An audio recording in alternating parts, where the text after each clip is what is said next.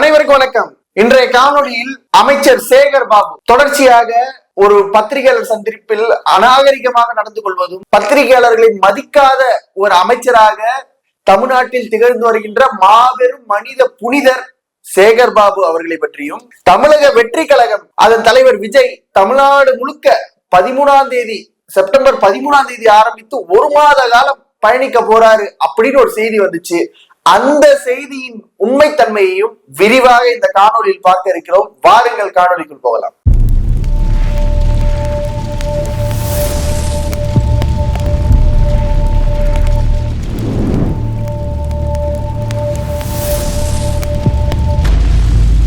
தமிழகத்தில் இருக்கின்ற அத்தனை அமைச்சர்களும் தற்கொலை அமைச்சர்கள் தான், அதுல நமக்கு சந்தேகம் இல்லை. ஆனால் ஒரு அமைச்சர் மட்டும் பத்திரிகையாளர் சந்திப்புல எப்பொழுதுமே பத்திரிகையாளரை பார்த்தா அவருக்கு லெப்ட்ல இருந்து ரைட் வரைக்கும் எரியும்.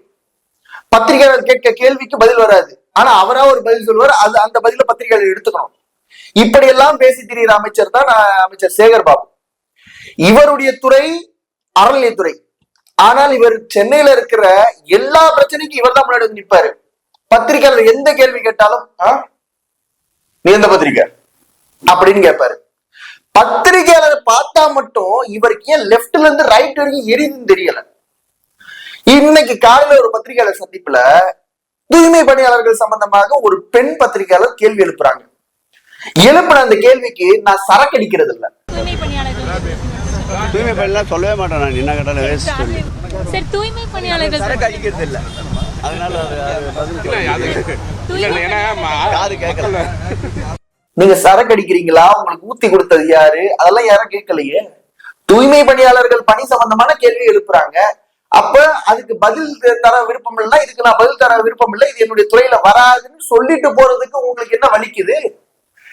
கூடுதலா நான் சரக்கு அடிக்கிறது இல்ல, நான் எனக்கு காது கேட்காது. உனக்கு எதுக்குதான் காது கேட்கும்? கேட்க தோணுது இல்ல.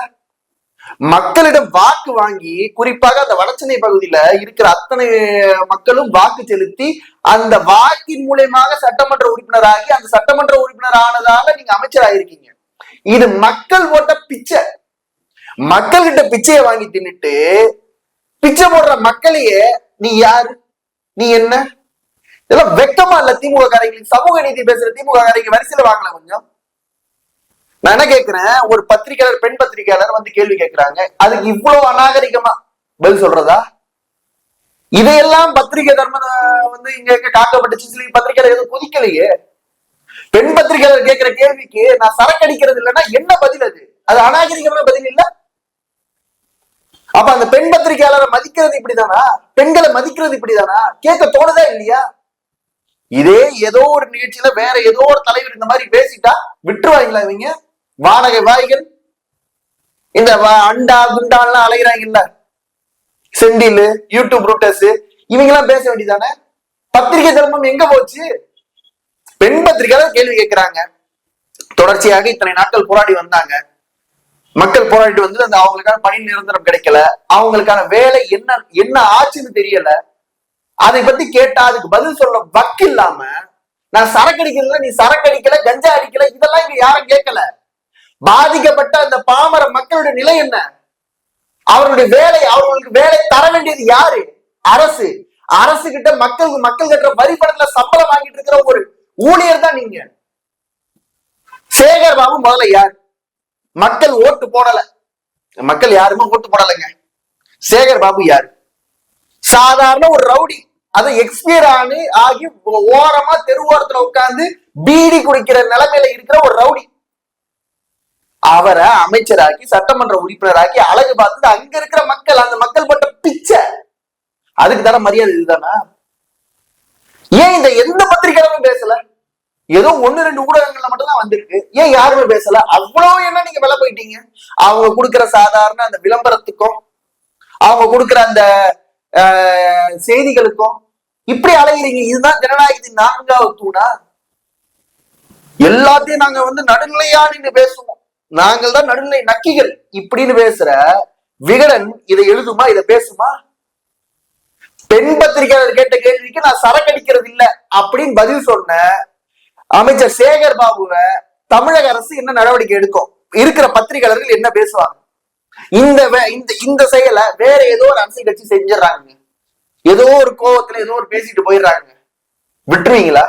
எத்தனை பத்திரிகையாளர் சங்கத்துல போயிட்டு புகார் கொடுக்கறது, இதையெல்லாம் பண்ணுவீங்கல்ல. அமைச்சர் சேகர் பாபு பேசினா மட்டும் எப்படி அப்படி தொடச்சிக்கிட்டு போயிடுறீங்க? எப்படி போறீங்க? கேட்க தோணுதா இல்லையா? முதல்ல அமைச்சர் சேகர் பாபுவுக்கும் சென்னைக்கு என்ன சம்பந்தம்? எல்லா துறை, சென்னையில இருக்க அத்தனை துறையும் அமைச்சர் சேகர் பாபு தான் பார்ப்பாரா? துப்புரவு பணியாளர்கள் சம்பந்தமான பிரச்சனை போகுது. அந்த பிரச்சனைகள்ல அந்த நேரத்துல மேயரோடு அந்த மாநகராட்சி அலுவலகத்துல உட்கார்ந்து பேசிட்டு வெளியே வந்து பத்திரிகையாளர் சந்திப்பு நடத்தும் போது அந்த சேகர் பாபு எப்படி ரியாக்ட் பண்ணாரு, என்ன பேசினாருன்னு எல்லாருக்கும் தெரியும். இதெல்லாம் கடந்து போறதா?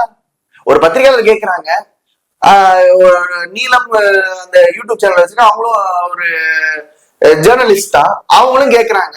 கேட்டதுக்கு பதில் சொல்லணும். நீ என்ன பத்திரிகை? நான் நீலம். அப்ப அந்த பேரை கேட்ட உடனே நான் பத்திரிகையாளர் தான் சந்திக்க வந்திருக்கேன், உன்ன சந்திக்கலன்னா இது திமிர்தனமா இல்லையா? இது திமிர்தனமா இல்லையா? அப்ப இதையெல்லாம் பேச மாட்டோம், இதையெல்லாம் பேச மாட்டோம். சீமானன் ஏதாவது பேசிட்டார் மட்டும் நாங்க முந்திக்கிட்டு முன்னாடி வரோம். வர பத்திரிகையாளர்கள் எங்க எங்க இந்த வரிசையில காணோம்? ஏன் காணோம்? இவங்களுக்கு என்னன்னா, யாரு முதலமைச்சர் பத்திரிகையாளர் திட்டினா பிரச்சனை இல்ல, பத்திரிகையாளர் கேட்க கேள்விக்கு அமைச்சர்கள் என்ன சொன்னாலும் எங்களுக்கு பிரச்சனை இல்ல, சீமான் மட்டும் பேசிடக்கூடாது. சீமான் எங்க அண்ணன் சீமான் பத்திரிகையாளர் சந்திக்கிற அந்த மனப்பான்மையில, அந்த சீமான் அண்ணன் வந்து பத்திரிகையாளர் சந்திக்கிற அந்த நோக்கத்துல யாராவது பத்திரிகையாளர் சந்திச்சிருக்காங்களா?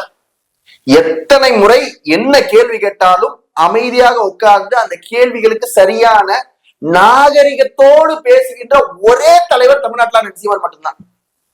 ஆனா அண்ணன் சீமான் அவர்கள் ஏதாவது ஒரு விடயத்துல ஏதோ ஒரு பத்திரிகையாளர் வந்திருப்பான், அவன் வேணும்னு ஏதோ ஒரு கேள்வி கேட்டிருப்பான், கோவப்பட்டு பேசுவார், அதுக்கு மட்டும் முந்திக்கிட்டு வந்து நிற்பாங்க. ஏன் இதுல வரல? எங்க போனீங்க? கேட்க தோணுதா இல்லையா? தமிழ்நாட்டுல நாங்க தான் நடுநிலை நக்கிகள், நாங்க தான் நடுநிலையா பேசுவோம், நாங்க தான் நடுநிலை ஊடகம் அப்படின்னு பேசுற எந்த ஊடகமும், எந்த ஊடகவியலாளரும், எந்த பத்திரிகையாளரும் இதை கண்டிக்காததுக்கு காரணம் என்ன? ஏன் யாரும் பேசல? ஒரு பெண் பத்திரிகையாளர் கேள்வி கேட்கிறாங்க, கேட்ட கேள்விக்கு பதில் தரணும், இல்ல பதில் தர விருப்பம் இல்லைன்னு சொல்லணும், ரெண்டுத்துக்கும் உரிமை இருக்கு. அதை விட்டுட்டு நான் சரக்கு அடிக்கிறது இல்லைன்னா இது என்ன பேச்சு? இது எப்படி ஒரு நாகரிகமான பேச்சு? ஒரு அமைச்சர் பேசுற பேச்சா இருக்குமா? தான் வீட்டு பெண்ணை அப்படி பார்த்து யாராவது பேசிட்டு இந்த அமைச்சர் சும்மா விட்டுருவாரு? சிந்திச்சு பாருங்க.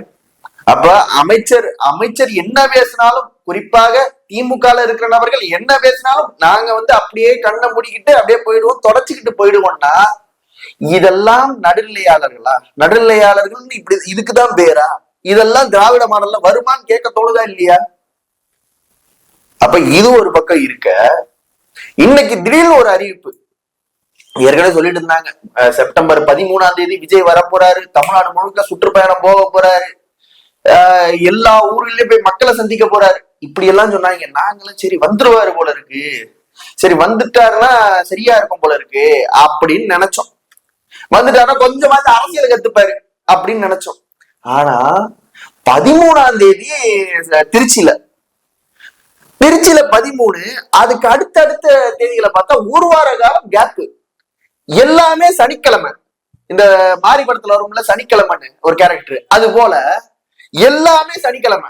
ஏன் சனிக்கிழமை?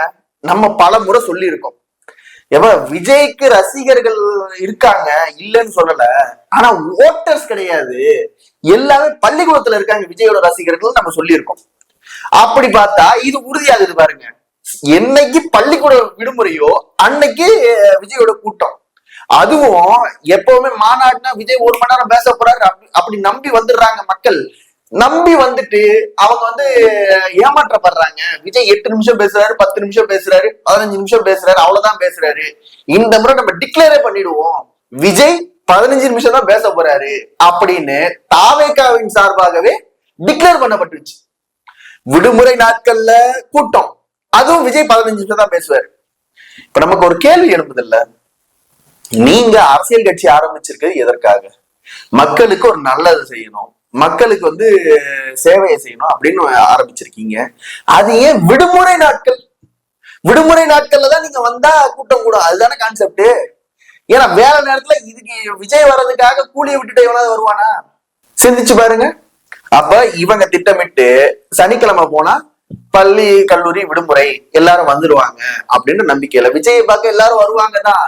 வரதெல்லாம் ஓட்டா மாறுமான்றதா இங்க கேள்வி. ஒரு விடயம் இருக்கு.